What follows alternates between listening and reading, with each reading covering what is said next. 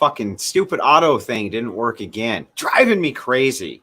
Just drives me fucking crazy. They're already making boomer jokes in the background. Fuck them, though. Ladies and gentlemen, welcome back to the Crucible. I'm your host, Andrew Wilson. Tonight, we have Ask Yourself going up against Sinthe, a moral realism. Should be interesting. I talked to Isaac quite a bit. He's a decent enough sort. Sinthe can go fuck himself, but Isaac's okay. Right? Isaac's okay. So glad to see all of you guys tuning in tonight. I noticed that Wicked Wally is going to see Wasp tomorrow. He knows that's one of my favorite bands, so he's trying to rub it in. So I just put him in timeout for the first 20 minutes of the debate. Fuck you, Wicked Wally. You can't come in and flex on me in my own show, bro. You can't do that. We'll be right back in just a second with both of our debaters. But before we are, let's make sure that you guys listen to Hypnotoad here.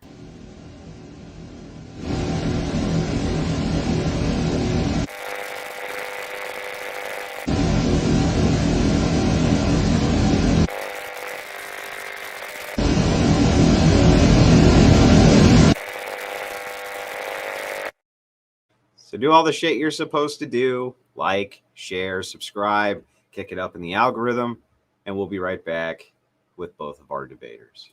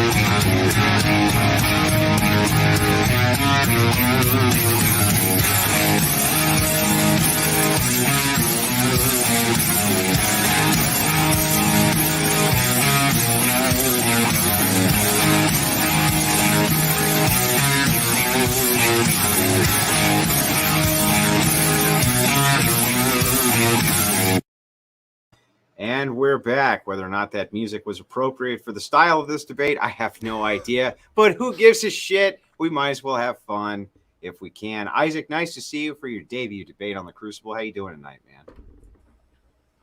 Yeah, pretty good. A little overworked with coding, but good overall. How about you guys? You good? Yeah. Just living the dream. Eating lots of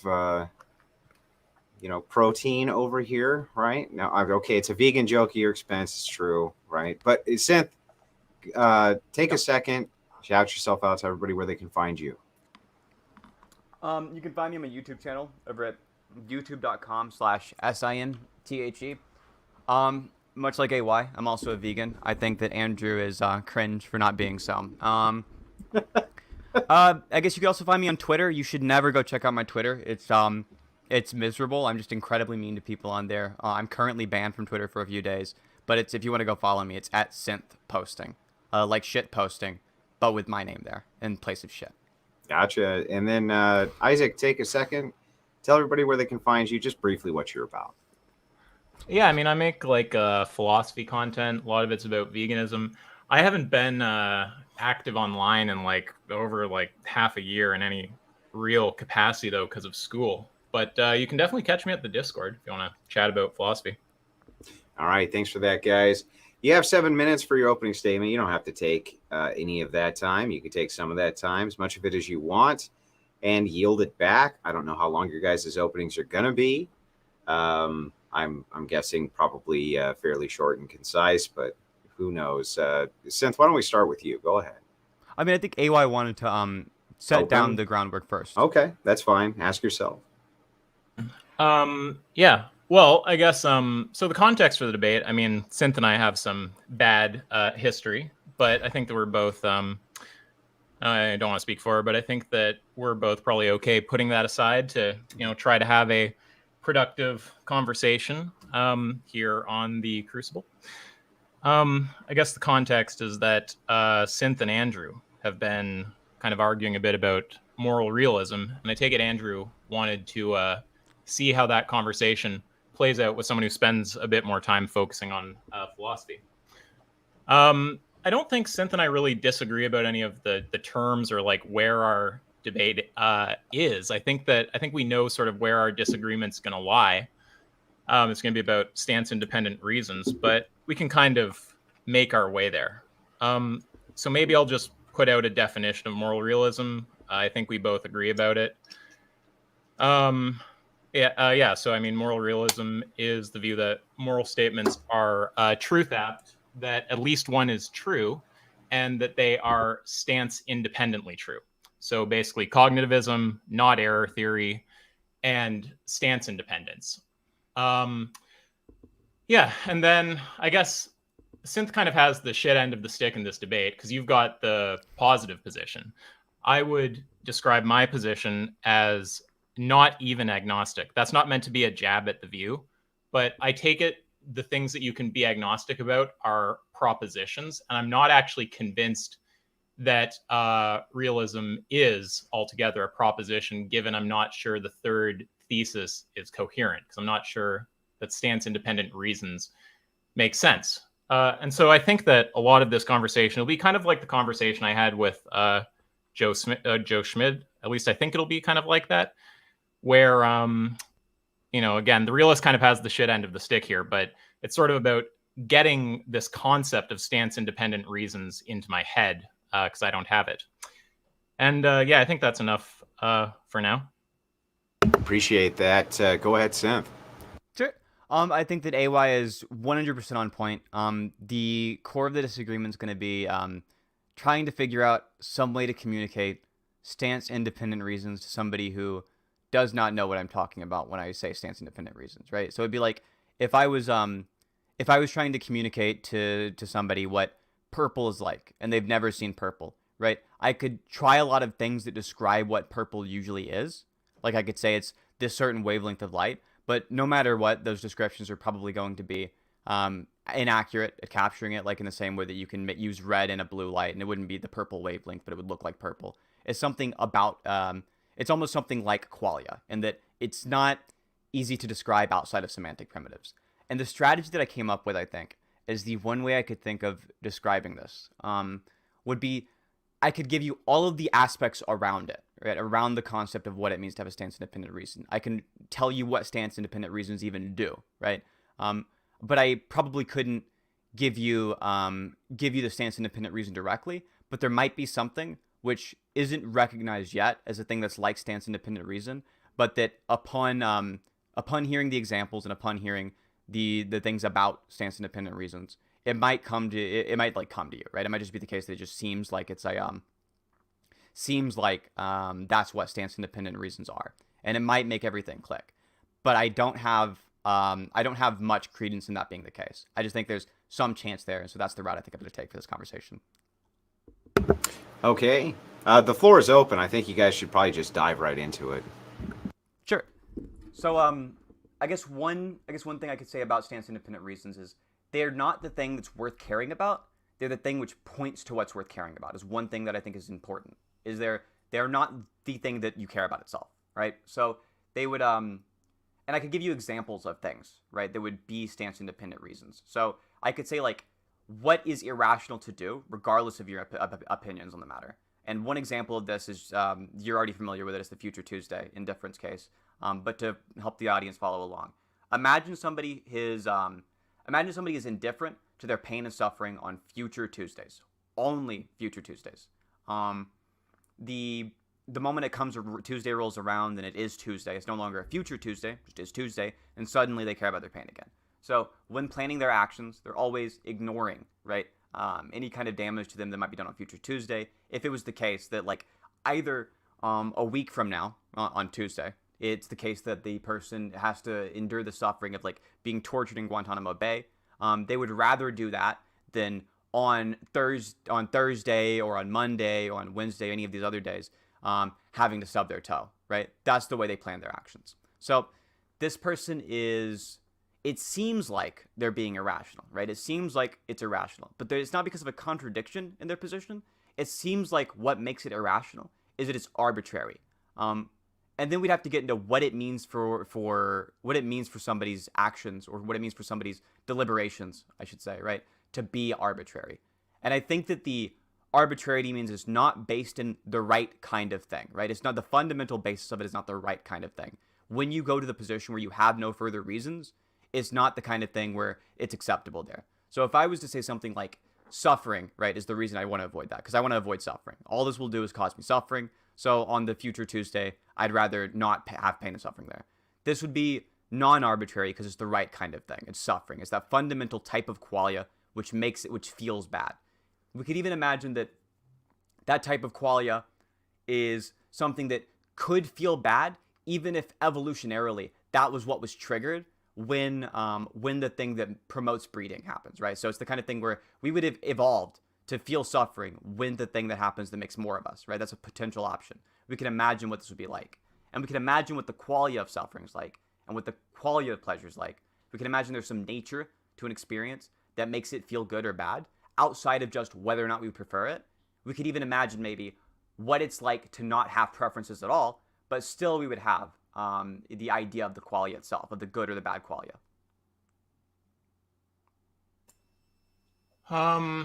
Okay, I'm not sure. Is there like a specific part of that you want me to sort of try to respond to, or because I could give some like general thoughts, but I guess I don't know where specifically I'd start with what you just said. I'm okay with general thoughts. Okay, I just didn't want to be seen as like not answering if you're sort of expecting something specific there. It's fair to just give your general thoughts, because I don't think it was the kind of thing that's formatted enough like a question to warrant a specific line of dialogue. Fair enough. Okay, cool, thanks. So yeah, I guess that what I have trouble with is I have trouble understanding what it would mean to say that somebody has a reason to phi, where phi is like some action. They have some reason to phi when nothing is capable of making them desire to phi. So they don't desire to phi. And you could say they're omniscient, or you could say no matter what information is given to them, they won't desire to phi. I don't know what it would mean to say that that person has a reason to phi. Yeah, I think that the one thing about the stance-independent reasons is that, under my view, I believe they are entirely causally inert. I don't think they make them phi, right? I don't think they make them have the preference. You're correct about that. If I was to say what it means, right, I could maybe just give a definition of what it means to be rational and say these are the qualifications for it. But I don't think it gets at the stance-independent reasons themselves. And I think those are difficult to describe.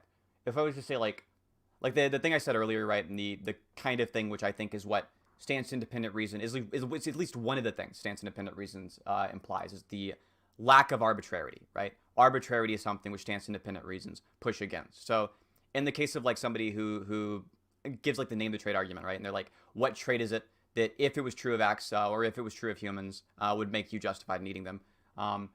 If it's the case that it's just they just name a trait and it does map onto it, if it's just like I feel a certain way about humans versus about animals, and if it was the case that I didn't feel that way, I would be justified in eating them. If they were to give this type of argument, it would still be the case there's no further reason about it, and it's not the right kind of reason for there to not be a further reason about it. Yeah, sorry. Did someone try to say something right there? I was just gonna ask, was that? It seemed like you were actually already answering my question before I asked it, which is just I was just gonna ask if that was like at all helps us get to the matter. Yeah. See, the thing that I always feel bad when I'm talking to a realist about, assuming they're being good faith, which it seems like you are, because they try to describe what they mean and they make a good effort, and then I just sit there and go, I have no clue what the fuck you're talking about. So I feel kind of like a jerk. But yeah, it's like I still just get stuck on the same thing. What would it mean to say? And also, I think we're just gonna abbreviate this to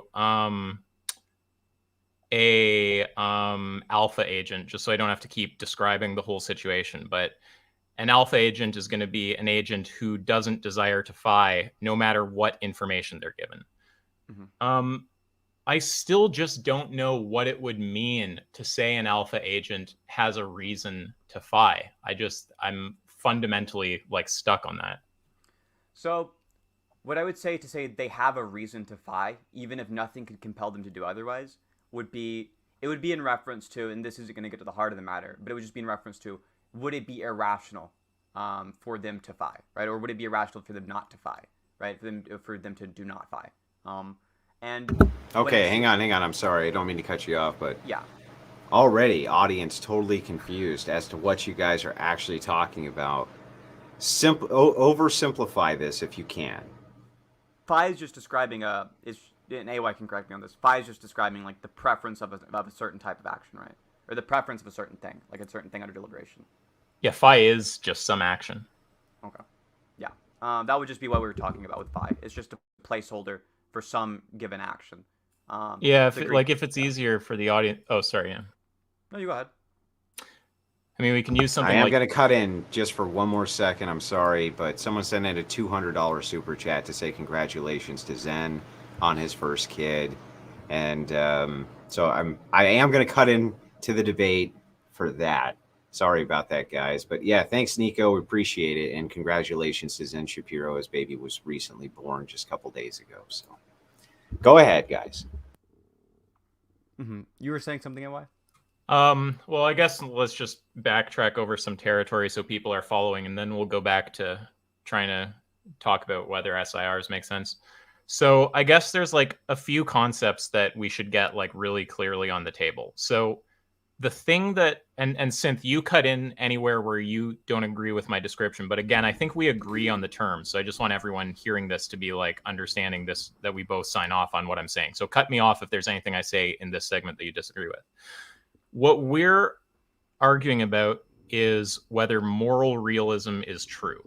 By moral realism, we mean what is standardly meant in modern analytic philosophy, which is the conjunction of three theses. So moral realism is the following three things. It's that moral statements are truth apt. So when someone says something like, it's wrong to kill an old lady, that is actually a statement that has a truth value. It's either true or false. So that's the first thesis of moral realism. The second is that at least one such statement is true. So this is ruling out a common or a well-known anti-realist view called error theory, where we agree with that first thesis of moral realism, that moral propositions are truth apt, but then we say, but they're all false. So moral realism shares that first proposition with error theory. Moral statements are truth apt, but distinguishes itself from error theory by saying at least one of those propositions is true. They're not all false. And then the third thesis of moral realism is that these moral statements are stance independently true, which is to say you can have a situation where even if everyone desires to phi and believes you ought phi, it can still nonetheless be the case that you oughtn't phi. Oh, and phi, we should clear that up. Phi is just, we could use alpha, we could use whatever fucking Greek letter we want. We could use X or something, but it just represents some action. So yeah, moral realism is that moral statements are truth apt, at least one is true, and they are stance independently true. So we're disagreeing about if moral realism is true. Our disagreement is on that third thesis, that moral propositions are stance independently true. I'm saying that I don't really know what that means. And I'll also just say one other term here, SIR. That's just when we're talking about stance independent reasons. So the kind of reasons that an agent could still have to do some action, phi, even if they have no desire to phi.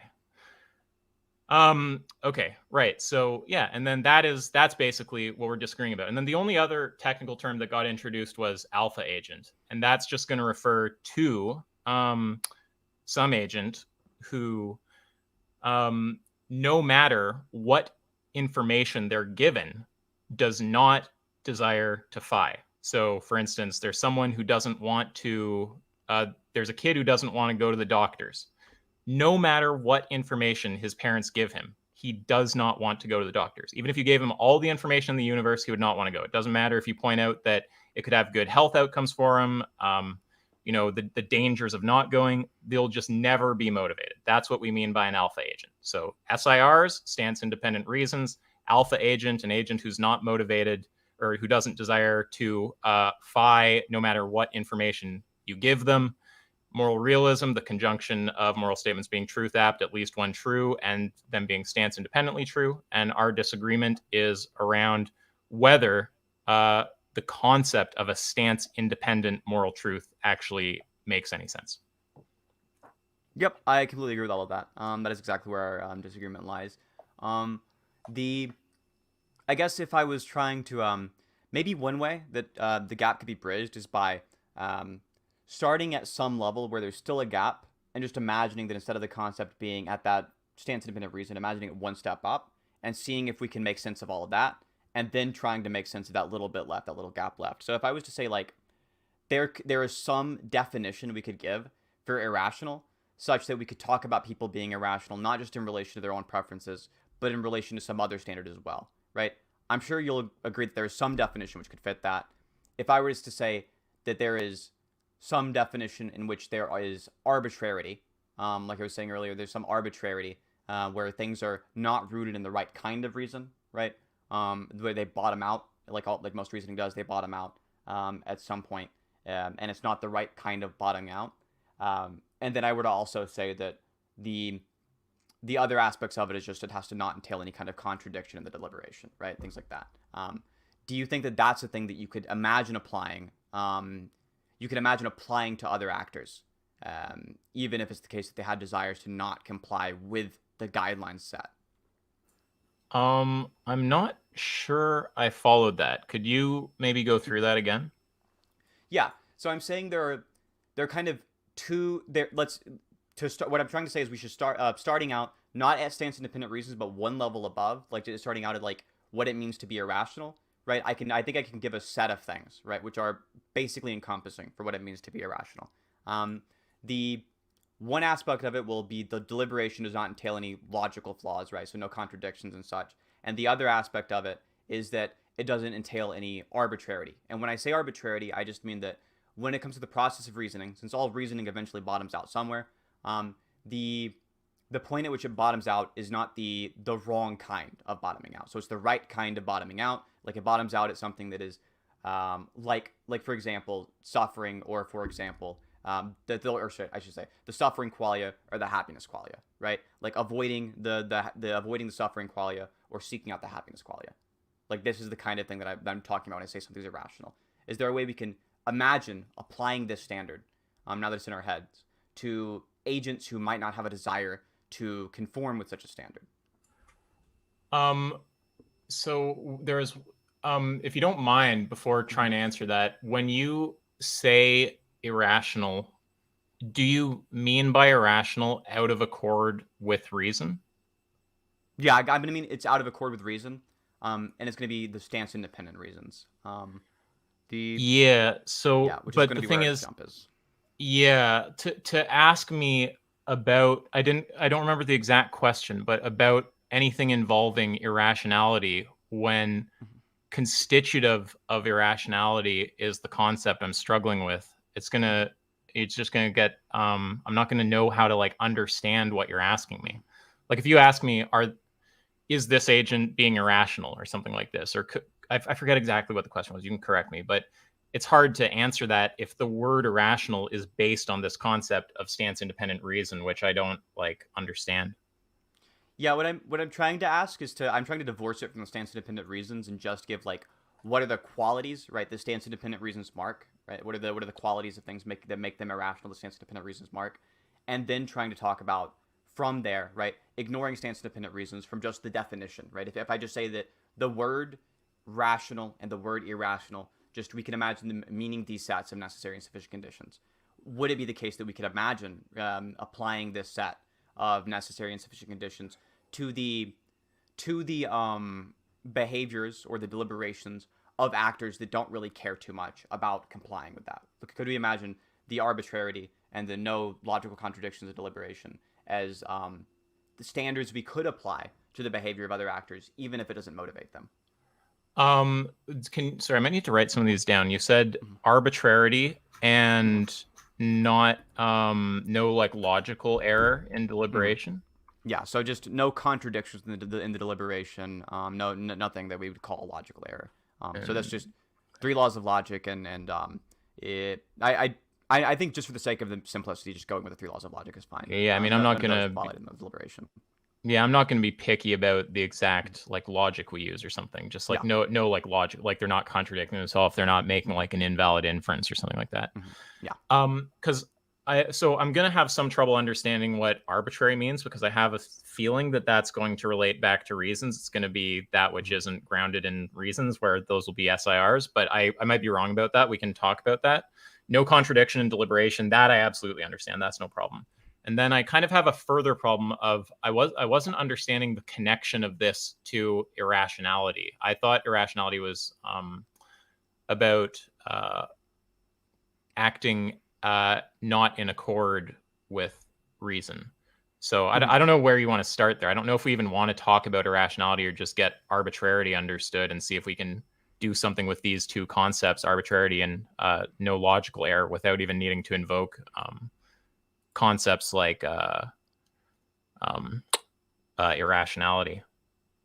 Yeah, I think like so. If you're trying to avoid reasons talk while doing this, like is that sort of what you're trying to do? Like you're trying to avoid reasons talk? I'm trying to avoid SIR reasons talk, and then I think once we've avoided that and once we've gotten the idea down that we're talking about, then maybe jumping the gap, that short gap I think is left, right? Yeah, because I got it. What's left over there? Yeah, I got a very general picture. It sounded like you were talking about like this is like very broad stroke, so it's probably not super accurate. But it sounded like you were kind of talking about painting a SIR shaped hole until I can like understand the thing that has to fit that hole, basically. Yeah, exactly. Sounds kind of weird when you say fit holes and shit. But anyway, yeah. So I'm fine with that kind of strategy. I'm open to any kind of strategy. What most realists of this sort of variety, so we're not talking about like naturalist, moral real, or whatever, but what a lot of them will say, and I think you say this, is that the moral terms like ought and stuff are semantically primitive. For anyone listening, it just means it's like it can't be defined. It's sort of a fundamental building block of meaning. There's no giving a deeper analysis of it. And something being primitive doesn't mean you can't convey the concept, obviously. Like I'm sure, because you agree they're primitive and you're trying to convey the concept, but it means you can't convey it by definition. So I really am open to whatever strategy.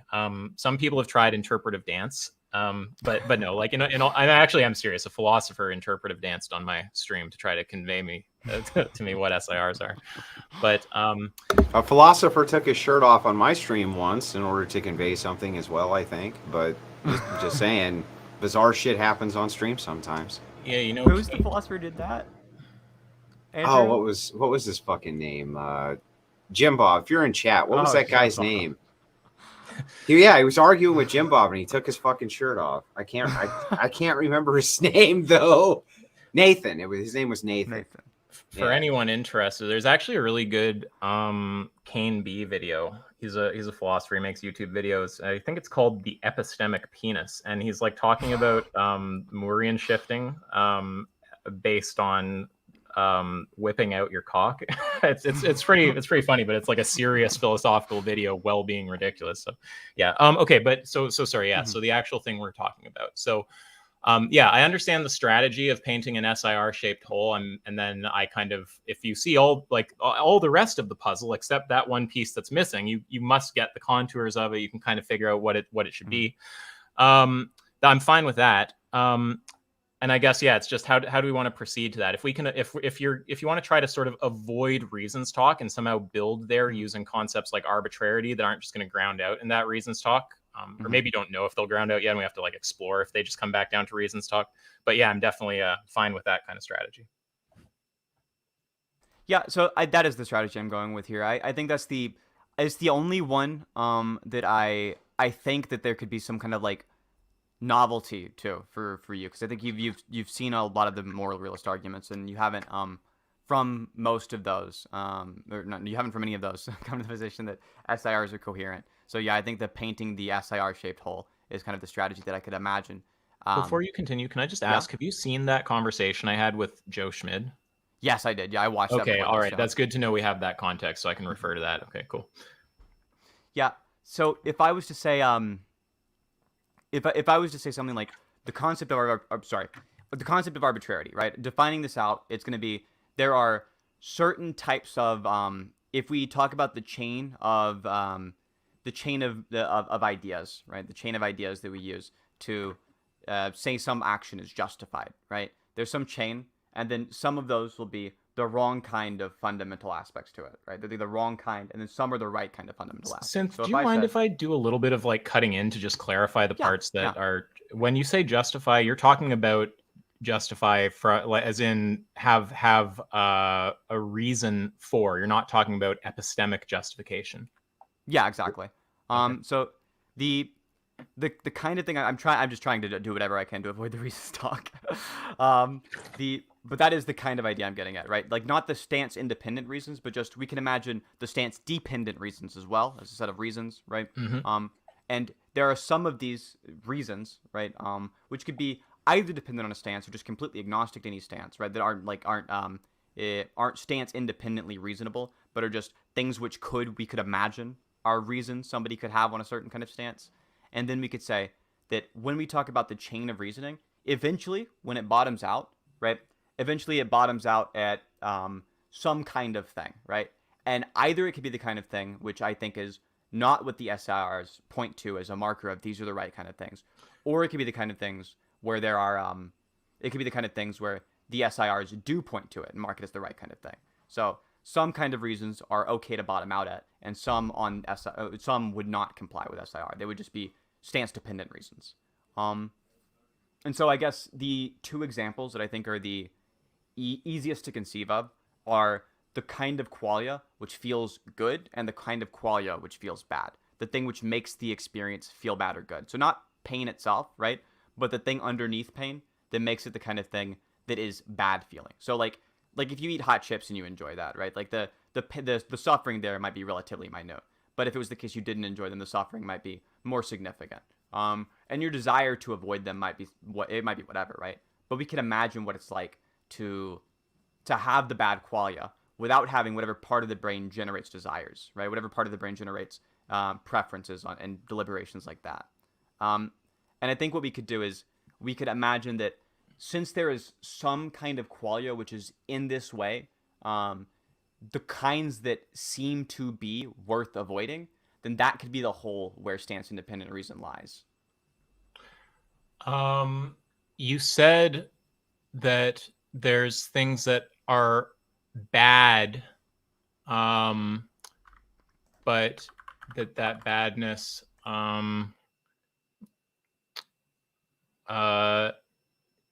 but we have no desires against the thing, so it's bad, but we don't have. So phi is bad, but we don't desire not phi. Mm-hmm. Yeah, and the thing I'm appealing to is the thing I'm pointing to it as like the thing that we can take a look at is like an example of this, and I'm kind of just extending the hope that you're like you can imagine what it would be like to feel the bad feeling without feeling the without having any kind of process of deliberation over avoiding that, right? Like how could you imagine not thinking about it but still just immediately and instantly having the bad feeling?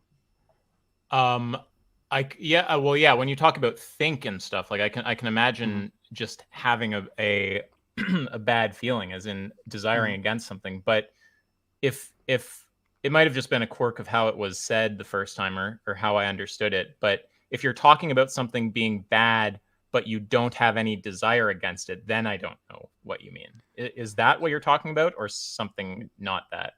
I think that we might be facing a divide on. I think I have a misconception about how you're using the word desire. Could you clarify what you mean when you say desire? Because I was thinking you just meant like a preference or like a deliberation process or something like that. When you say desire, are you talking about something more fundamental than that?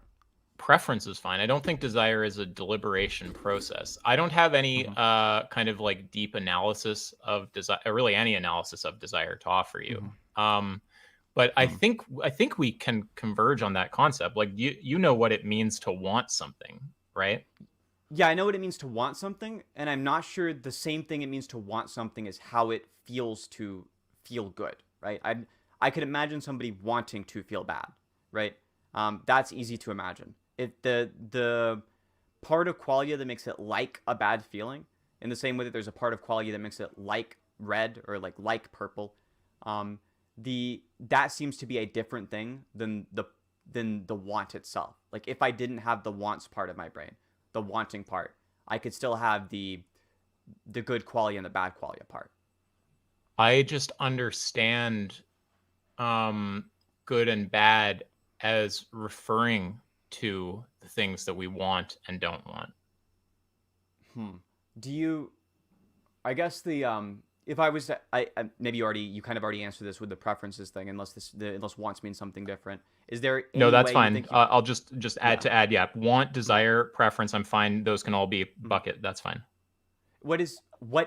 I guess what's the issue is like, what does it mean to want something? If it's just what does it mean to want something? I guess is the kind of question I'm trying to ask here.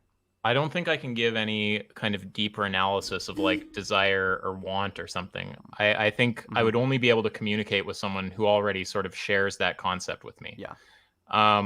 So if you know like that feeling you have when you like get hungry and the thing you feel about the food of, I don't know how to say it without saying want, but of wanting to eat it. Like I want to eat the food, or you see the ad for the new iPhone, you desire the new iPhone. If you like Apple, actually, you seem like you're woke on some tech stuff, so you probably don't like Apple. But no, not really. I mean, do you feel like you don't know what I mean by desire? Like, which is not to say sorry, I don't want to make it sound like you don't have a basic concept. Do you think that is what I'm saying? Sorry, how do I say this?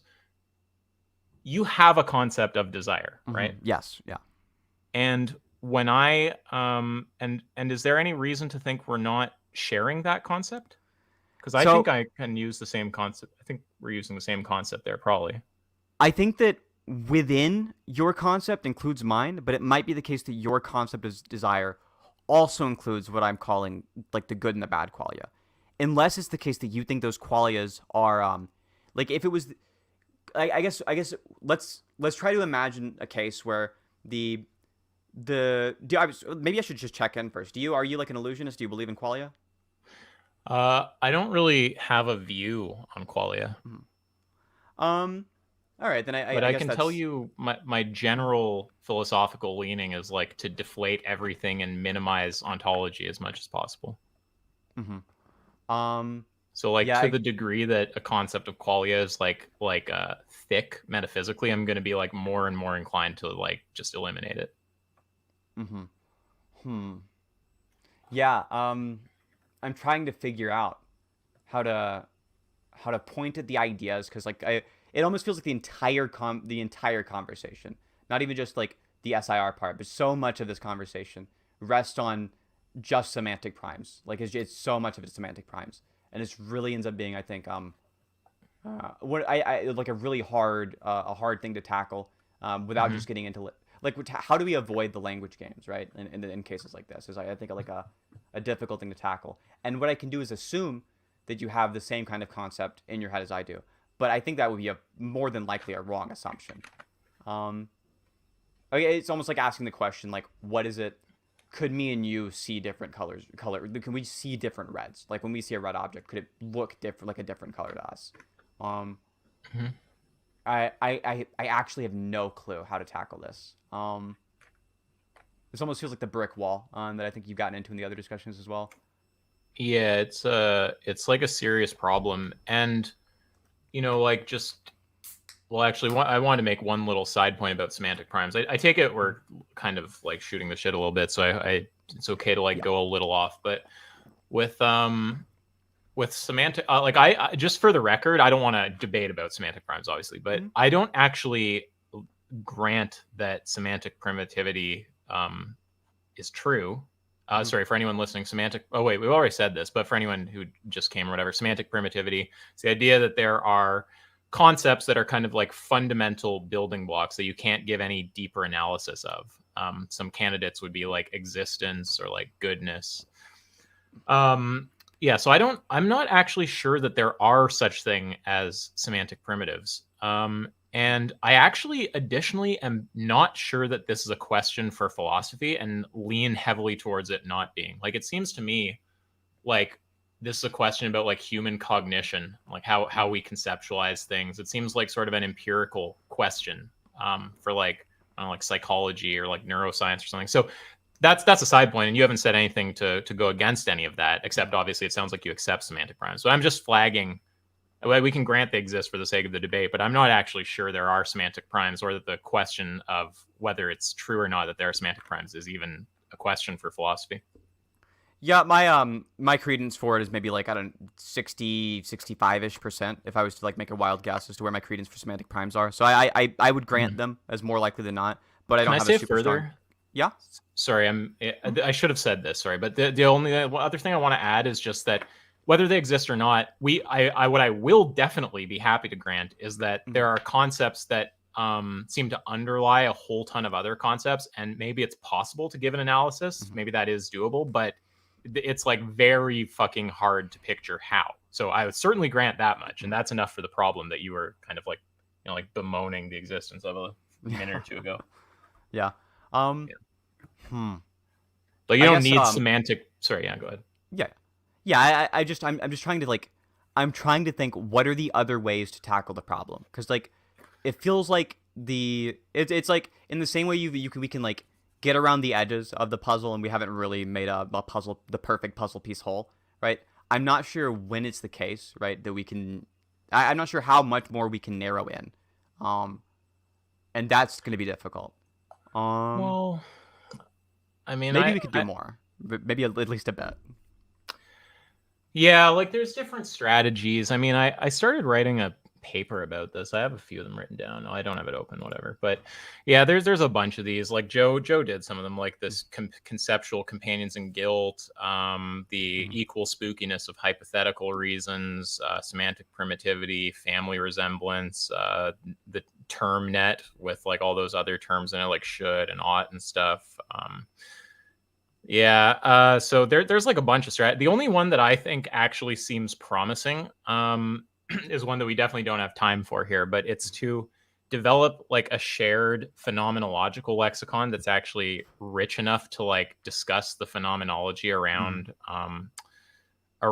like moral cognition. I guess I'm begging the question against non-cognitivism, whatever. But the point is like develop some kind of phenomenological lexicon that's like rich enough to actually have those kind of conversations. Like we see there's some really interesting complex phenomenological lexicons out there, like in Eastern philosophy around things like meditation and stuff, right? Like you probably do a lot of work to map out how to talk about these different kinds of like moral experiences. And then maybe because just for the record, my suspicion is that we actually all are having the same kind of moral experience, that there's not that you're not like seeing spooky like moral shit flying around everywhere. If I were to be like teleported into your body or something, I would just like have the same kind of experience. And I think it's like because we have it's like a language thing that's leading it to seem like we're not converging. That's my speculation. But yeah, so those are some of the strategies. The only one that looks really promising to me is the phenomenological lexicon one, which is like a big like project that you can't do on like live stream. And then one other thing, like sometimes you can start thinking about reasons in different ways. Like, I mean, I could try to intuition pump you in the opposite direction, but I don't know if we want to do that. I'm fine with that approach if you want to. It's just whatever you think seems the most promising, because I think it's like from this angle it seems like it's a dead end. Only other things I can imagine doing is like that. Maybe one other question I'd be curious about is like, the same ideas that you have about stance independent reasons on being incoherent. If somebody said that there was like a truth to the matter of math and it was a real truth, do you think that you would take contention with that as well, or would that be you would be okay with that, but not with the idea that that's true of morals? I don't think that I would have a problem with someone saying that there are truths about math. Though I think that we might need to be kind of like pluralists about. I mean, I actually said this to you backstage. I think we might need to be pluralists about truth. And in the case of math, by truth we might just mean something like theoremhood. Yeah. So I guess it probably depends what you mean. If you start talking about some like correspondence truth and math, I'm gonna be like really confused what the fuck you're talking about. But theoremhood, sure, there's like true mathematical statements.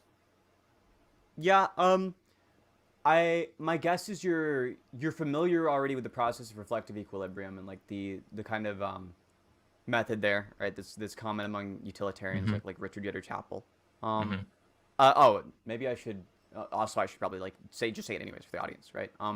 The idea behind reflective equilibrium is like you're basically reflecting on two different considerations, and you're kind of going back and forth between the two considerations. One consideration will be the general principles themselves and how well those track with your ideas about the general principles of morals, and then you're comparing those back and forth with the particular principles. Or so imagine those like reductios that we give, or the hypotheticals we give in debates, right? About like, well, if these are your principles, right, would you do this absurd action, which seems to follow from those principles, right? Like if you say that like you think the reason it's okay to eat animals is because of their speciation, would you be okay with eating a human being if it turned out their DNA was different? Or would you be okay with eating dogs since they're a different species, right? Torturing and eating dogs if they're a different species, right? Those are the particular cases, right? And then we can bounce back and forth between the particular cases and those general principles about the about what are the rules that underlie morality. That's what the process of reflective equilibrium describes. And AY can, if he thinks I've done a poor job at describing that to the audience, I think butt in and stop me. The other thing would be that I guess the next step after the reflective equilibrium thing is just like it might be the case that we could use certain kinds of truth makers, right, with reflective equilibrium, I think, to get us to a point where we're able to say the moral statements are true. But so like a super warrant, for example, right? Do you think a super warrant would be too stance dependent to call like a truth maker for the moral domain that would make it real? I actually have not heard that concept before. What's a super warrant? Super warrants are like the idea that at a I hope I do a good job of describing this. It's like Lynch's idea that the basically the idea in it is like you take something and then you like at each successive stage of like inquiry about the thing, you pose challenges to it and you see if that thing falls flat. You see if it's the case that the thing you're no longer warranted in believing it. And if it's the case that you're warranted in believing it over successive stages of inquiry, over each successive stage of inquiry, right? Then it would be the case that is super warranted. Super warrant. So it just means you kind of like spend a while deliberating about it and you would have to believe it, or not spend a while deliberating about it, but effectively, if you were to deliberate about it indefinitely, it would still be the case that you would believe it. Oh, okay. I probably did a poor job of describing that, but I hope you get the idea. Well, I understand what you mean. I think, yeah. So you're saying something is super warranted if and only if it is something that you would take to be justified after infinite deliberation. Mm-hmm. Yeah, that's. I understand what you're referring to. Sure. What did you ask about it? I just asked, do you think that could be, with the process of reflective equilibrium, that super warrants could be a truth maker for the moral domain? As in, would I understand what someone is saying if they said, what I mean when I say a moral statement is true is that it's super warranted? Yeah. Yeah, of course. Sure. Okay. And do you think that the concept of the super warrant is too stance dependent to call a thing which would make these claims real? Okay, sorry. Make them real. That phrasing confused me. Yeah, I guess it is a confusing phrasing. I'm just trying to what I'm trying to get at is with a with this process, I guess with the process it would be the case that that would reflect somebody's sort of psychological dispositions, right? Like a lot of the aspects of the process would be respect to somebody's psychological dispositions, and so I don't actually think it's the case that this would be a route we could use. Yeah, on second thought, I don't think this is even a route we could use here. Can you guys help us out with something, right? Sure. So I understand that maybe this is it's a form of debate that we don't generally have on the Crucible because you're getting into very, very kind of micro S niche type things, right? But so my understanding is ask yourself he's a moral anti-realist. And Sinthe, you're a truth utilitarian. Why is ask yourself wrong for being a moral anti-realist? So my objectiveless theorist utilitarianism, like the way where truth is part of that list, is going to be on the normative level, right? Ask yourselves anti-realism is on like the meta-ethical level. Where like when me and ask yourself talk about like what do morals mean, we're both kind of trying to explain the way that humans use moral talk and also offer up like what is meant by this thing, right? Like not just what people have in their heads about it, right? But also what are the ways that we could like usefully understand the concepts, right? Because like I can say a word without having a really deep understanding of the concept that I'm talking about. Like in the same way that I could say the word water without even knowing that H2O is what makes it water, right? And we can still have deeper understandings of what it means to make something really water. And it's not just whether or not I would call it water. There are things that I could mistake for water, right? Like I could see vodka and think it's water. But things that are truly H2O, I would think is water. Even as like the social use of the word water, right? If I was to say something like water is H2O, and then I go to a restaurant and I say I would like a cup of water, if they actually give me pure H2O with nothing else in it, it's going to strip all the minerals out of my system and over a long enough period of time make me unhealthy. So clearly I wouldn't want that, right? Clearly that's not what I'm trying to get at. But there is, I think, a usefulness in trying to figure out what is the best way, right? And that's obviously appealing to some standard at best. What makes things true, right? But why is he wrong? Why is ask yourself wrong? Yeah. I don't know if Sinthe takes. Oh, yeah. sorry. I was gonna say it's not even the position that AY is wrong when AY uses the moral language to describe his preferences. I think AY is right about his preferences. I think the dispute is over if it's the case that I could be right, even could be right about morals being real. That's the real dispute here. Okay, gotcha. Yeah, I assume that you're like. For wrong would probably mean like I have I think something is true when in fact it's false, or I think something's false when it's in fact true. But this is like a really weird debate because it's almost like pre-argument. It's about what the concepts mean, which is also why it's less linear than a lot of the conversations I have. We're just kind of letting Sinthe like basically like try strategies. Maybe I'll try some strategies. But I take it that she doesn't actually think that my view is false. She thinks that I lack a belief in something true, namely the third thesis of moral realism. Yeah, exactly. So if do you think then ask yourself that his view of truth utilitarianism is true? Well, so here's the thing. I think that it's coherent. I understand what she's talking about when she says that truth utilitarianism is just objective list utilitarianism, where truth, having true beliefs, is on the list. That makes sense to me. But when you say truth utilitarianism is true, as far as I understand, when Sinthe says that sentence, what she's taking herself to be saying is that the stance independent reasons justify truth utilitarianism. Is that correct? Yeah, that is correct. Yes.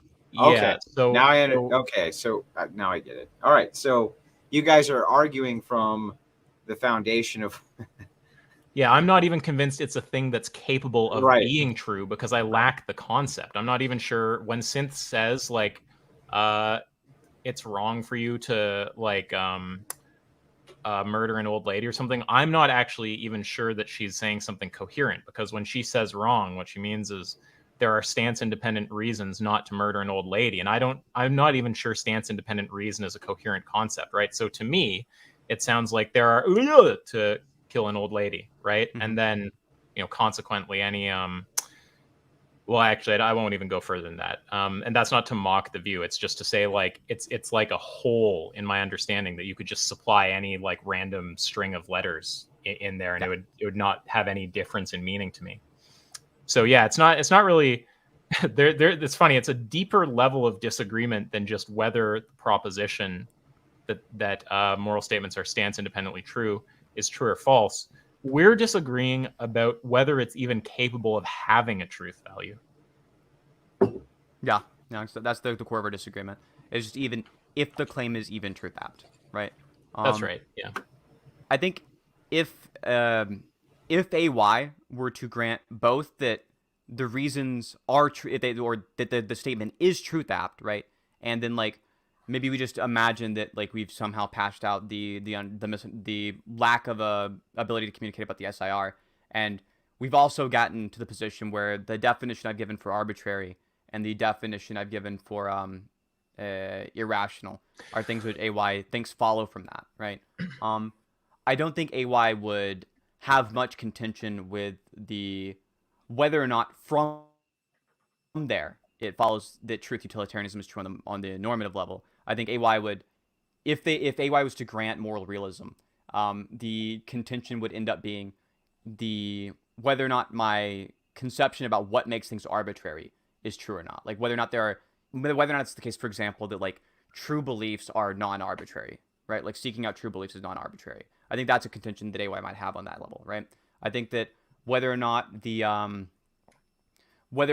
there are motivations other than just the elements of the objective list, like AY might claim, and I'm even partial to this, that like maybe there's weighting to the utility, right? Like maybe it matters less when in the moment some experiencer has more of this type of experience, right? Maybe it matters less the more they have, and maybe it matters more the worse off they are, right? Like this is a thing that I think is a plausible thing that somebody could argue, right, from the principles.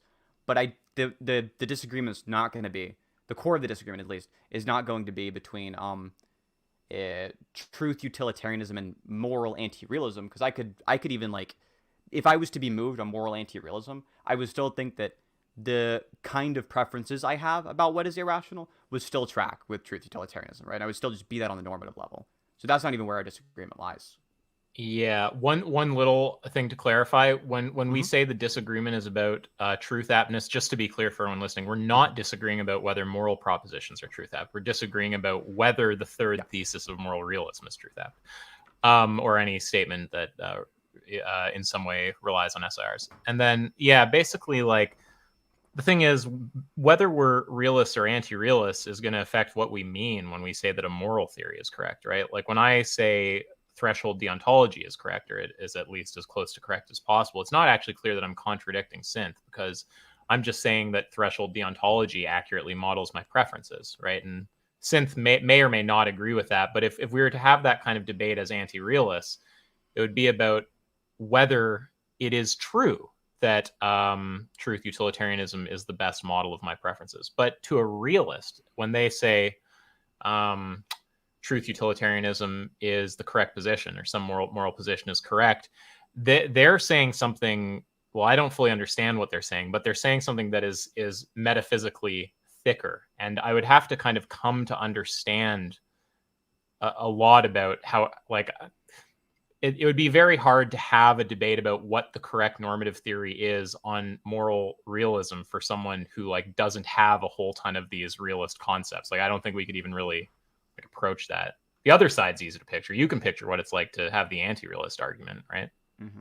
It's just like, oh, who's what view models your preferences best? But for realists, it's like you start getting into which one is like grounded, and then grounding has to do with like, well, it becomes this big metaphysical, complicated thing. So Yeah. Yeah. The I guess the at this point it's been like an hour in, and I don't think that I have other. There's I guess one other route. I can just throw something at the wall, right? See if it sticks. Mhm. I don't think this is an all too compelling argument, but I think it's like it's worth at least saying because I think it at least adds some credence to it. Very small amount, something, right? The If I was to say something like on the view that there are stance independent reasons, right, or on the view of moral realism more broadly, right, it could be the case that it matters whether or not you're wrong, but on the view of moral anti-realism, it could not be the case. It matters whether or not you're wrong. Do you think that there's any kind of credence you'd grant this idea, or do you think it's just the case that there's no good reason to believe that on moral anti-realism, there's that it would be more likely to matter one way than the other about whether or not you're wrong? Well, I think that with this is like the same as a lot of sort of moral realist strategies. I think that Mm-hmm. matter is actually just baking in Yeah, moral realism. I think that's true. which I don't think I'm not saying you're being sneaky. Obviously, you know the strategy. You're hoping I latch on to the concept and then realize it assumes moral realism, obviously. But yeah, no, I just when I think about mattering, I will say things matter to me. But what I mean when I say something matters is just that I Mm. care about it. Yeah. If by matter you mean something thicker than that, like is you know um, stance independently justified or something, then I don't know what you mean by Mm-hmm. matter. So yeah, I forget the exact phrasing of your question, but I'm if it just depends how you say so what was it? If anti-realism is true, things don't matter, things matter, therefore anti-realism is false, basically. Well, not things don't matter, but it wouldn't matter if you were wrong, right, about it, right? Like if it was the case that Sure. your view is subjectivism and you preferred to be a moral realist, then there wouldn't be any issue with it, right? If it was the case that, Um, um, yeah, okay, now I'm confused if you're trying to do a self-defeat argument or if you're trying to no, do the sorry, did you say no? no, I'm not. I don't think it's a self defeat argument. I think it's just a matter of like Oh, there's just a little. I think it's like a very small amount of credence that this could give to. If it's the case, you just grant the entire argument. It's a very small amount of credence it could possibly even give to moral realism because it doesn't actually make it more likely that it's true. It's just it makes it more likely that it's important that it's true, right? It makes it more okay. likely that it's in, like there's something you're risking on. There's something you're risking on subjectivism that you're not on moral realism, and there's under like if you could choose your beliefs, right? There'd be at least one thing that slightly counts in favor of it. I don't think it's a very strong argument at throwing things at the wall at this point. For a second I thought it sounded like you were doing something almost like Strumer esque.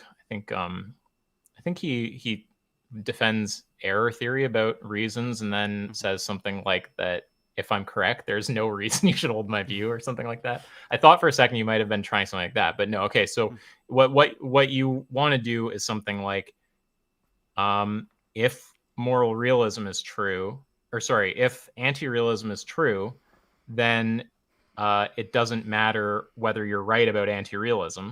It does matter whether you're right about anti-realism, so anti-realism is false. No, oh no, no, no.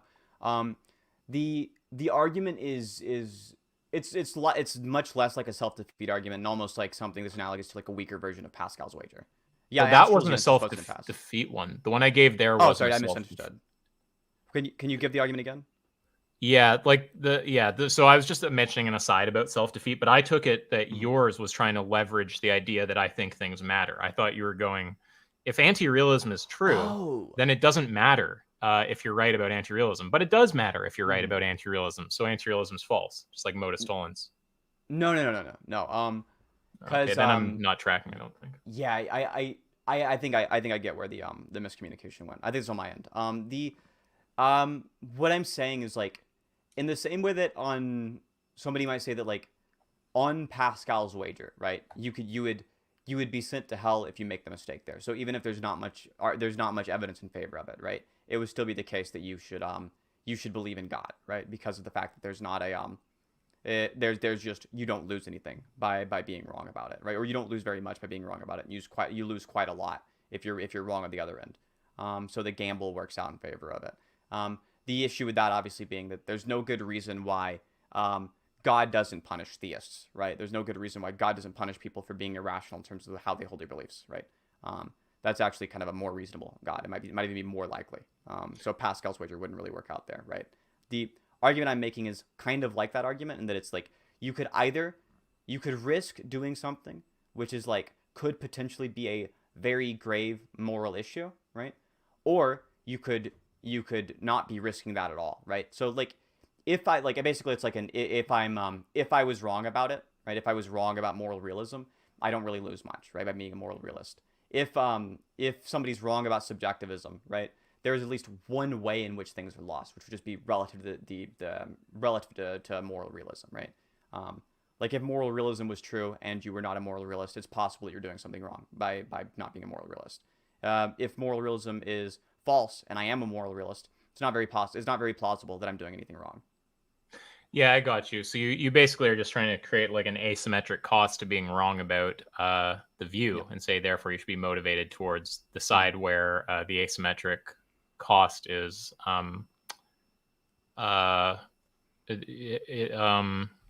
the side where it's less negative. Yeah. So the problem though is that to be wrong about something, that thing would have to be a proposition. I don't know what it would mean to be wrong about something non-propositional, and I'm not convinced that moral realism actually is a proposition in virtue of the third thesis. Yeah, and I guess I could maybe adjust it to be, instead of being wrong about it, it's not being right about it, right? As in you're not being correct about it, but that wouldn't really. Same I don't even think problem. that would be able to. Yeah, because now it's just the case that like there's not even a way for you to be right about it. If you wanted to be right about it, there would be no option, right? Rightness also requires it to be a proposition, though. Yeah, exactly. Yeah. So if I'm not convinced, like if I'm not convinced it's a proposition, then I'm not going to be able to understand if you like start saying that it could be true or false or right or wrong or something like that, because those are properties of propositions. Yeah. That's just like, I think Sorry, I hope I'm not driving you fucking like crazy with this. I'm actually really, even though it's really difficult to tackle this subject, I'm genuinely like really enjoying the conversation. I think it's a same. It's good. I think it's a really interesting problem. It's like it's like an interesting, almost like linguistic or maybe cognitive or maybe philosophical riddle, and it's like hard to tell where it really lies. But I think at this point, I don't have any other strategies that I could imagine using here. If you have some that you want to like shoot in the opposite direction, suppose we could fill out like the last bit of time here, I think that's worth doing. Otherwise, we can figure out where we want to go with this. It's totally up to you guys if you want to keep going or you don't want to keep going. Or I could move into super chats, or you could talk about something else, or whatever you want to do. Well, I mean, I'll say one or two things. I don't know if any of it will do much for you. So. Well, the one thing that really sort of like made my mind just unable to understand realism, and I never went back, was that question that I asked you earlier, which is just what would it even mean to say that some? So I'm almost asking this rhetorically. Like I'm not even asking you to try to generate an answer. I'm just trying to ask you to like almost like think about it. Like what really would it mean to say that someone is acting or that someone is wrong not to phi if no matter what information you give them, they have no desire to phi. And if repeating that doesn't help, which maybe it doesn't, like I don't know if you have anything to say. Do you have anything to say to that? Because that's it's the same question. I just don't know what the fuck it would mean, basically. Yeah, it's easy to say it in like the like the higher level version, like the one layer of abstract above it version, where it's like there is a basically there's some set of standards for behavior, right? And those standards would look like something like the arbitrarity standard and the no logical flaws in the deliberation, right? And then that would be kind of like the Can I cut in? But those things, that is just creating a stance, right? A hypothetical stance, not a stance that any agent actually has to have, but the stance according to which the standards are not being arbitrary, whatever exactly that means, and not violating logic. Well, that's like assuming arbitrarity is coherent and there's not any weirdness there. That's just something you can be in or out of accord with. So I have no problem thinking about that, but I don't see how you're talking about something stance independent there unless arbitrarity is baking in some fucking weird shit. Yeah, the generator for those markers, or sorry, the thing which marks those things, which are the reasons, right, is going to be the SIRs, and so like that just ends up being the same issues earlier, right? Yeah. One other is, do you ever hear the kind of like 3-part description of a reason? The 3-part description of a reason? Yeah, when they're kind of described as this like 3-component, like a tripartite entity. Unless I'm thinking of something, unless I'm thinking of the right thing and I don't realize it, then no, I don't think I understand what you're saying. Well, there. Now I got you with that, and you got me with super warrant. So the tripartite entity, it's like you say that you have a proposition and a response, and then the proposition is a reason for response if the counts in favor relation obtains between that proposition and that response. So we could say that the proposition there is chocolate cake, or maybe we'll do a real one. The proposition that there's massive animal suffering taking place, that counts in favor of the response of being vegan. So that's a way that reasons are talked about. You're with me so far, I assume, yeah? Yeah.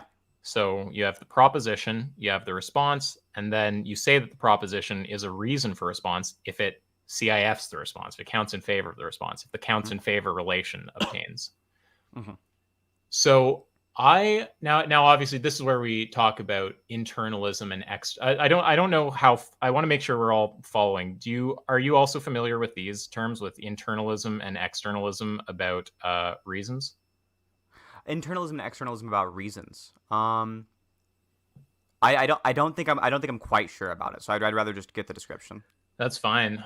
So it's easy to describe with the 3-part sort of view in place. So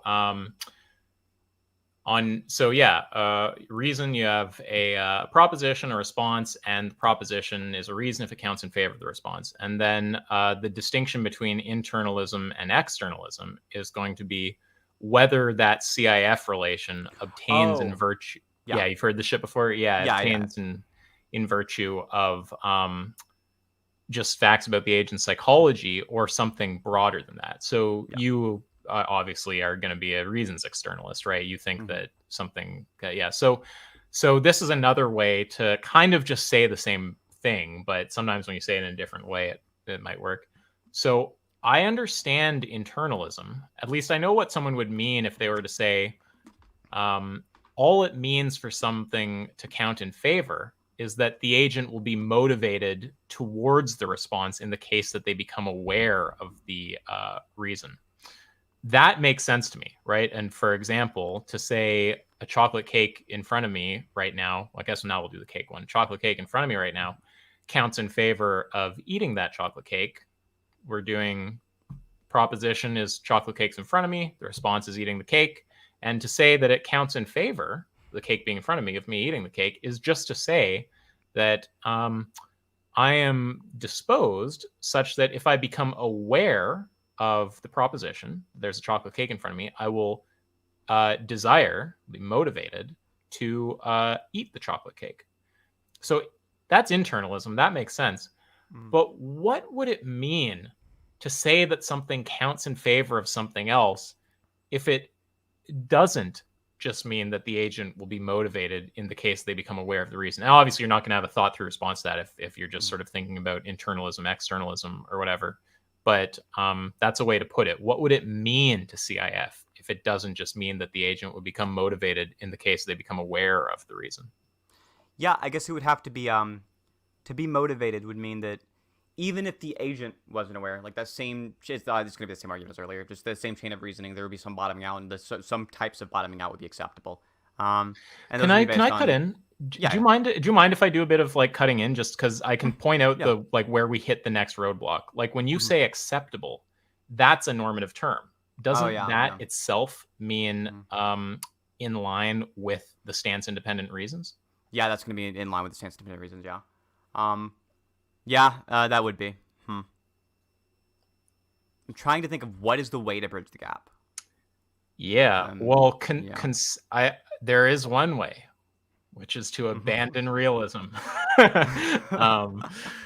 You could join me in going, I just don't know what the fuck anyone is talking about when they say people have reasons no matter what their desires are, or that something counts in favor of something else, even if the agent would not be motivated to do that thing if they became aware of the reason.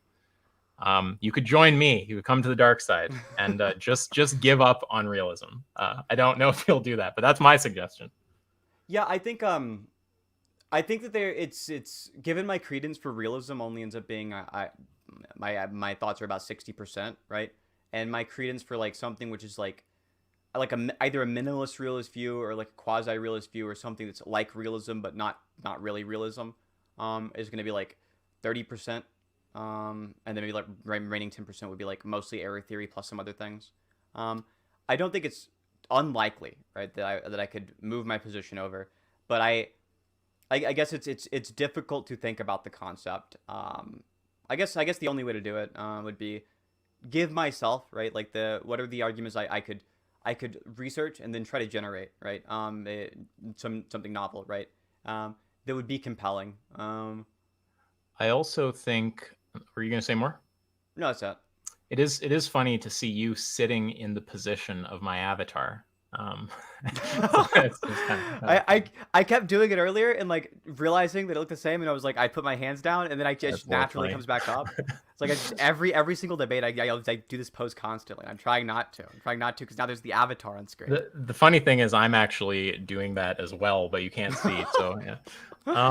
What was it you had just said right before that about oh yeah, no, it was just a tangent point I was going to make, which is I think that you're in kind of what I think of as like a philosophical abyss. And again, that's not said disparagingly. Like obviously there's respectable philosophers who will defend all these views. But you talk about like intuitionism, so I assume you're like bought into like non-inferential justification stuff too. You probably like humor.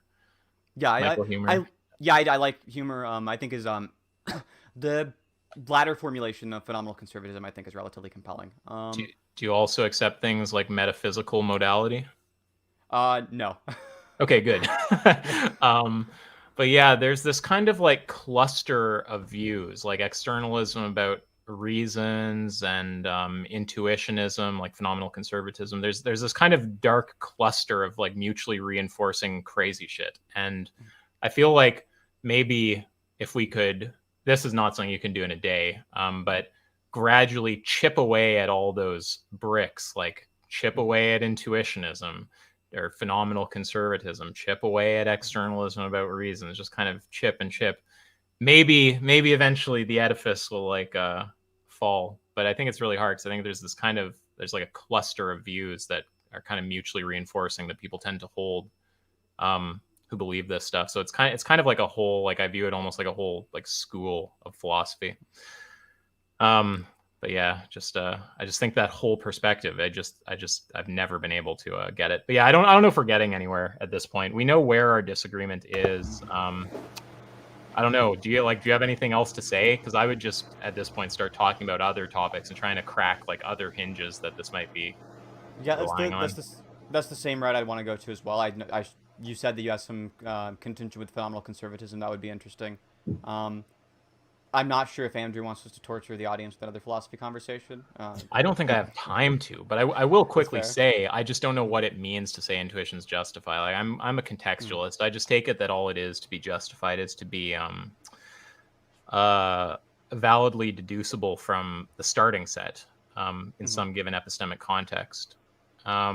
So when people talk about non-inferential justification, I'm just like, what do you mean? So I don't understand. Another way to put it is, how do intuitions raise the probability of propositions being true? And you don't want to just give an inference that they do it, because then it's or somehow give an inference in which the intuition participates, because that's not really an intuition justifying. That's an intuition taking part in a inference, and the inference justifying. Yeah. Okay. Yeah. Sorry. Yeah. Go ahead. I was gonna say like you said, you don't want to give an inference. But the I guess from most positions, it's easy to, from any other position, to induct that they're better at being that intuitions are better at being truth tracking than random chance, but that's not going to be sufficient there. All right. Well, yeah. I mean, I think at this point we'd kind of spin off into like other discussions, and we can do that sometime. But I don't really have anything else to say. I would just kind of close with the same thing. Like, if you are like me, and when you hear someone saying that someone would be irrational to do an action, even if they had irrational not to do an action, even if they have absolutely no desire to do the action. If you find it confusing to hear that something counts in favor of something else, even if the agent would not be motivated to do that thing, if they became aware of the thing that counts in favor of it. If those things just sound incomprehensible to you, then join me and become an anti-realist, and you can have the last words. Yeah. It's super unfair that AY has made the standard for joining anti-realism. If this debate was hard to follow, that's cheating. But I agree. It's a difficult, I think, bridge to gap, and that's kind of where I'd leave it. Well, thanks a bunch. I really don't have much in the way of anything to add. Not really even any major super chats other than the one for $200 came in from Nico to say congrats to Zen. Stick around for a second, though, Synth. Ask yourself, shout your channel out real quick before you go. Yeah, it's youtube.com/askyourself. But like I said earlier, I haven't been active on there really because of school for like almost half a year now. So if you want to be where anything's going on, then go over to the Discord server. Send me the link to that, and I'll get it down underneath this talk. Yeah, man. Thanks for having me. It's good talking with you too, Synth. Should I just head off then? Yeah, you're good. You're good, man. You can head off. Thanks a bunch for coming on tonight. We'll talk to you down the road. We'll get something else rolling. Oh no, somebody just DM me on Discord. Oh my god, I'm gonna get roasted. I said it's a difficult bridge to gap, instead of it's a difficult gap to bridge. Oh no. Oh, there are things much more wrong about your view than that. So don't you worry. Okay. All right. Have a good day, guys. Thanks. Peace. Okay. Don't fucking move a muscle, Synth. Okay, hang on.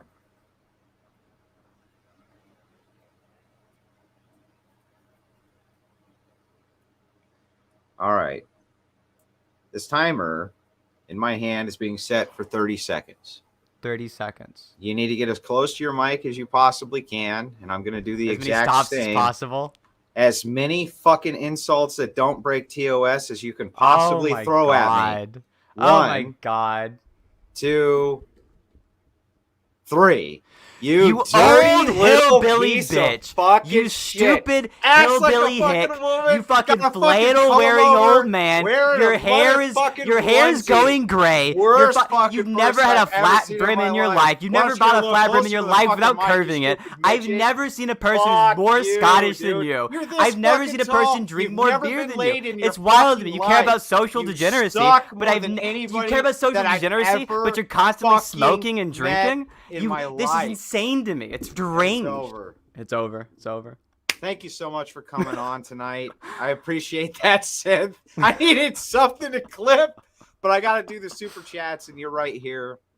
T-Bone said, do a kickflip. Okay? Do a kickflip. This is towards me during your debate. Right? $5. Is it? Yeah. This is for Andrew, right? What's that? I've got a skateboard in the background. Maybe he's talking about that. Oh, did he say Andrew do a kickflip? No. It just said do a kickflip. Maybe that's what it meant. Maybe you should do a kickflip. Right? $5. This is for fucking Andrew. Okay, I appreciate that. We'll move over to the other super chats.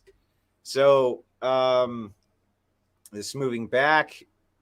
Mina sent in $3.34 super chat. Said cost $5 to say hi. What the? Like, what the fuck? Jupe sent in $2 and said, ask yourself the fact. Oh, Nico Pluto said, I don't think he said the fact once. Maybe he did it like the beginning of a sentence. It's so weird how people. No, that's an old meme. That's an old meme. Have you've never seen the fact? Oh, where ask yourself trying to get his words out and just keeps constantly getting interrupted. No. It was a meme that it was after his Jay Dyer. I'll send it to you. It was pretty funny. And then of course Nico Pluto for the $200 said, congratulations, Zen. I don't know you, but by your pattern, I believe you will be a great father. Congratulations. Wicked Wally sent in a $5 super chat and said, come fi with me. Let's fi away. You can use some exotic booze. There's a bar in Bombay. Terrible fucking joke. Wicked Wally sent another $5, said, I guess you have to ask yourself if the qualified to have an opinion on it. Man, these are terrible, Synth. These are terrible. Matt Robinson in $2 super chat and said, which one of your guests is at J Mike's boyfriend? Well, you had one big cheerleader, right? Who was J Mike, right? So I guess that's where they're going with that. This is also for Andrew, tipped $6.90. Appreciate that. And then Jim Bob says, J Mike wants to debate Posh on the Bible for $1.99. Have J Mike hop in the Discord. Of course, we'll get that rolling. We have a large announcement for a debate coming up with Synth that I'm guarantee you is going to be fucking brutal, but I can't announce it just yet. We're still working the details out in the background, but that'll be maybe one of the biggest debates that's ever happened on the Crucible. So I'm sure that you guys will be looking forward to that. I know that this is a bit of an unorthodox conversation that we had, but I think that we need to have those even to just break up the constant high octane expectation that comes down the pipeline. And then, of course, we can always swear at each other when the show is done. 5 more debates this week. We are stacked up to the hilt. Tomorrow we've got Phenomics, and Phenomics will be taking on Lucy on communism. I can't wait to see that. That's going to be fucking great. Of course, Thursday, we have Jim Bob against Vegan Gains. We've got Friday booked. We've got Saturday booked. We've got Sunday. I mean, it's just never ending, and it's going to be good. All high octane, but we are happy, of course, to host these kinds of discussions too. So, Synth, before you go, kind of give your shout out, and hope you enjoyed your time on here tonight. I always enjoy my time on here, even when it's like a screaming, fighting shit fest. And, I know the audience, they've got to hate it. It's got to be so boring to watch discussions like these that are just like obtuse philosophy discussions that are like filled with jargon that we have to constantly pause the debate to define. But I enjoy this too. Yeah, you can. And you made him suffer. You made him suffer and watch you for an hour and a half, right? But it was on Tuesday, so they should be indifferent about it. I guess I'll just plug my channel. I guess is youtube.com/synth. The way it's spelled over. Where is it? Right here. Right there. You can just check it out there. Yeah. Enjoy the discussion. That was really fun. My money on the vegan Gains v. Jim Bob debate is going to be on Vegan Gains. He's way better at debates than he seems like in his prepared content. All right, man. I appreciate your time tonight so much, Synth. Have a good night, man. Yep. Take care. So yeah, bunch of stuff coming up back to back. Appreciate, of course, the support tonight for Ask Yourself. Ask Yourself was kind of on since, like, I asked the in-housers, like, who's on your list, right? Who are the people that you really want? Who are the people you really want? And Ask Yourself was on his list. We were kind of happy to get that facilitated. You know what I mean? And then, of course, at the end, we can at least give you a few seconds of some yelling and screaming just because it needs to happen, right? But before I go, let's just take it all in.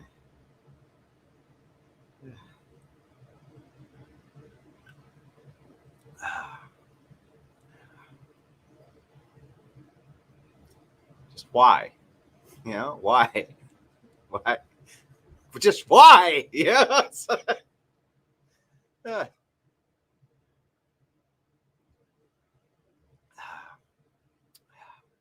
For the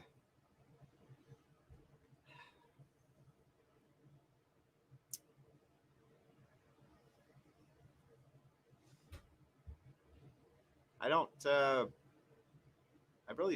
have anything else to say about that entire exchange. Just take one more drink here.